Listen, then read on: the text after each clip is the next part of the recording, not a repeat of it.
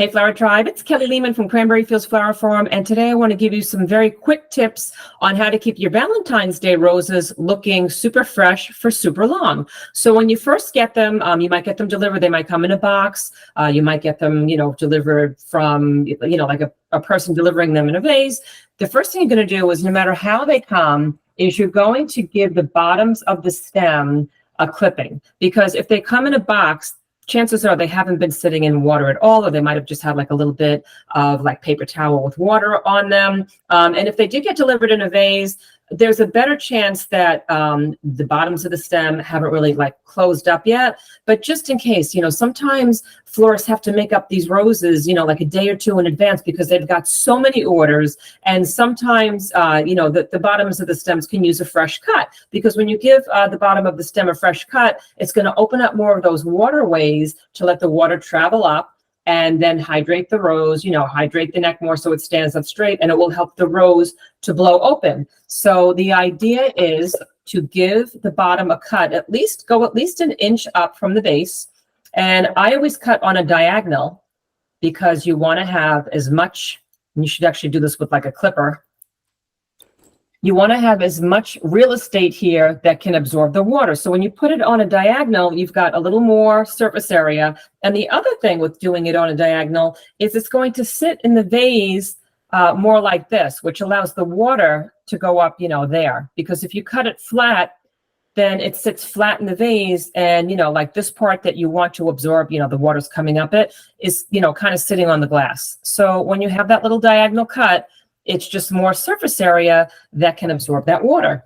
When you fill up your vase, you want to use like room temperature water. You don't want it to be, ice cold. You also don't want it to be super, super hot. So, it could be between like room temperature and, slightly warm is fine, but room temperature is usually like my recommendation. And you want to make sure that all of the leaves are stripped off from the bottom of the vase, because you don't want these leaves sitting in the water, because they cause bacteria.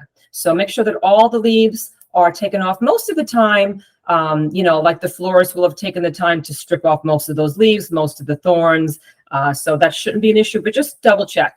You're going to make sure that you add the floral food, hopefully that came with your roses. And so you're just going to add that to the, to that little vase. So let's cut this. And guys, a lot of times they'll include like 2 or 3 packs. You don't want to put all of them in the one vase of water. That's for like future days. So you're going to add, that to the vase, give it a little stir. And then one of the biggest tricks is to keep these roses as cool as possible. Cool is key, because if you put them in front of like a sunlit window, if you put them in front of, like a stovetop where you're cooking and the burners nearby, or by hot ovens, they're going to start to wilt faster. So you want to keep them as cool as possible. Sometimes people will even put them like in a garage overnight, but just make sure temperatures are not freezing.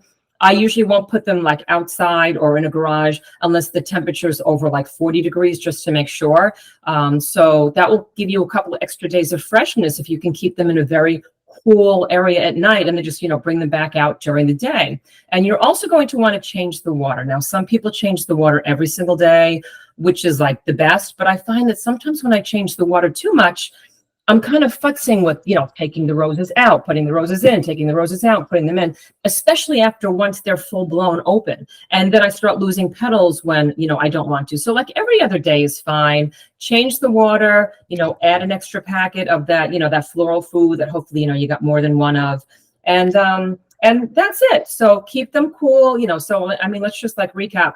Cut the bottoms at least an inch when you first get it on a diagonal, put them in some room temperature water, add the flower food, keep them away from, direct sunlight from the windows and any kind of heat sources, any kind of heat ducts, keep them away from that. If you can keep them cooler, that's key. Cool is key. If you can put them maybe in the garage overnight, as long as it's not freezing temperatures, and, bring them back into the house during the day, that would be great. And those are my quick tips for keeping your Valentine's Day flowers looking fresher longer. Okay, guys, I'll see you in the next video.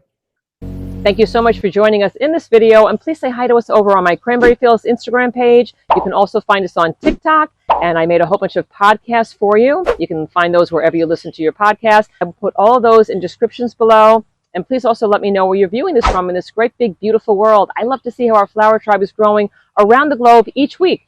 Also check out our Kelly Lehman's Flower Tribe Facebook group, because there's thousands of gardeners from all over the world, and they're asking and answering loads of garden questions over there. And know that YouTube has allowed me to have a super thanks button attached to this channel. And if you'd like to buy us a cup of coffee or let us know if you appreciate these videos, that would be terrific. Or you could just give us a like or a comment below. I would appreciate that. And I will see you guys in the next video.